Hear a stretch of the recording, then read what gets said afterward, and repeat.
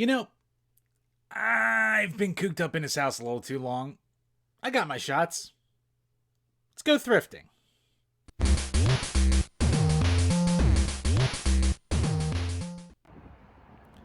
Alright, so I'm gonna start this episode with a new thrift shop. It's like an hour and a half away from my house, but I was in the area, so I figured what the hell I would stop by.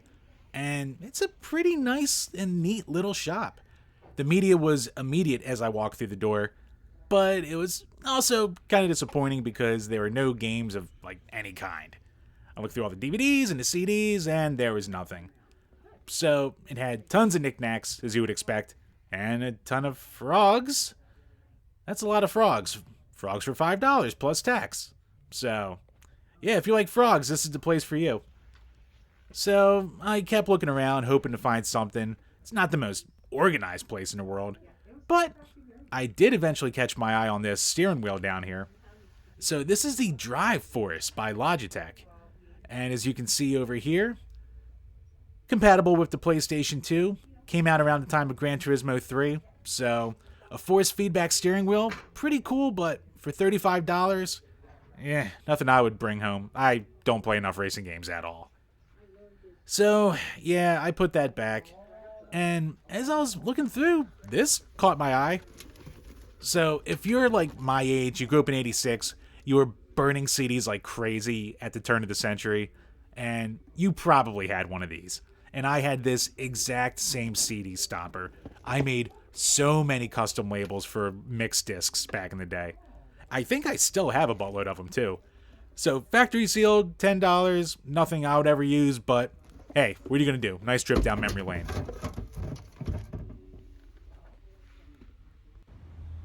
Alright, moving on to my normal Goodwill, and I've been striking out here a lot lately, but this is kind of cool.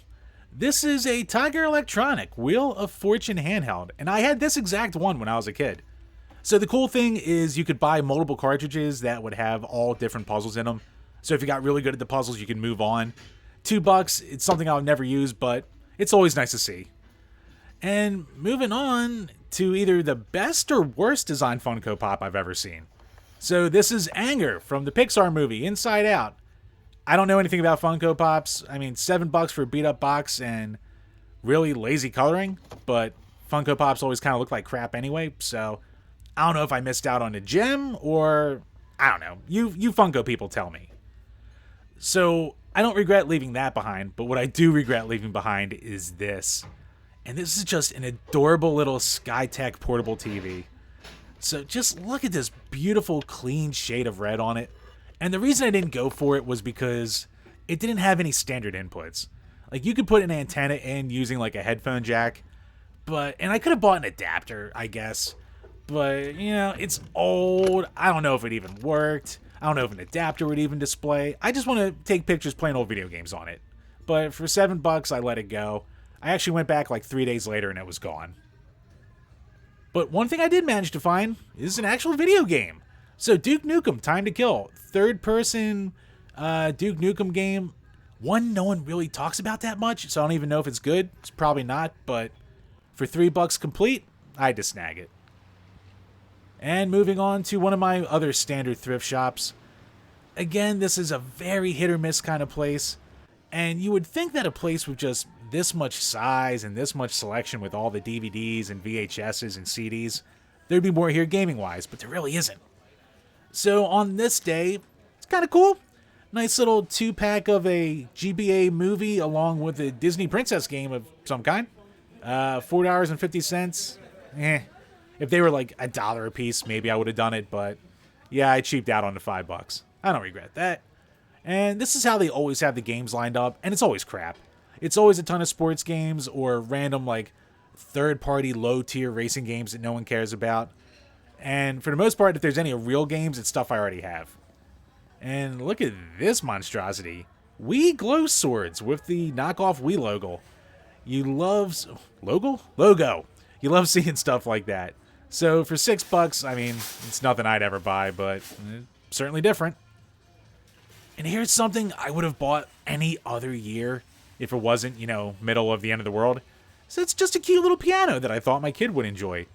$10, tested and works. I didn't even try touching the keys because middle of end of the world.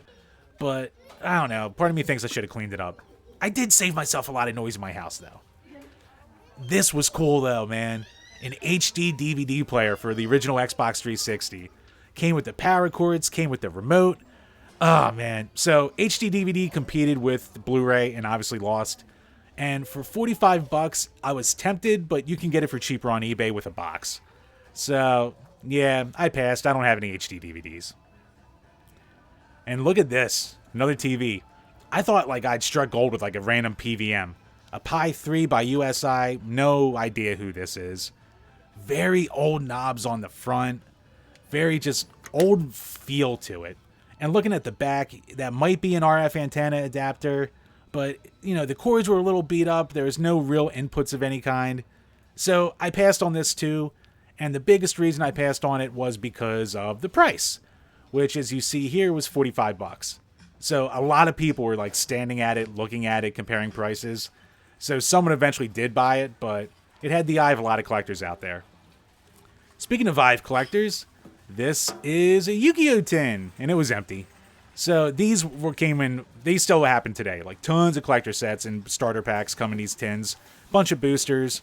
And the tins are nice, but I still have some. I don't need more. And at $3 a piece, I definitely don't need more. So some other Yu-Gi-Oh fan can have them. And to wind it up, I always look through the board games to find something.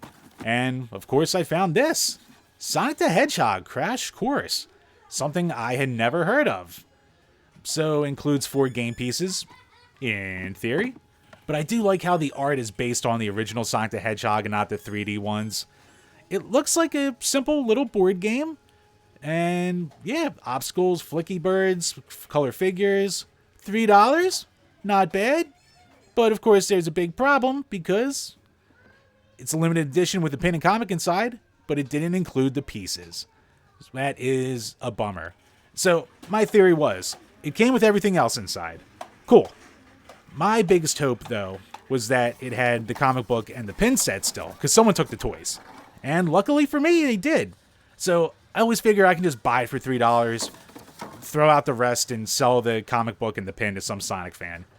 So I wound up getting it, and when I was going to cash out, they were like, you know, this doesn't have the pieces. And I said, yeah. So they went, why don't I just charge you $1? So, okay. So I got that for $1, $3 for the game, $4 total. I can't complain. Hopefully, as more people start getting out in the world, there'll be more stuff to find. So, hope you enjoyed this video, guys. As always, make sure to leave a comment below. Click the links to our other videos about game collecting and our video game reviews. And we're the home of the Power Hour Podcast, which is also on iTunes and Spotify. Until next time, guys, cheers.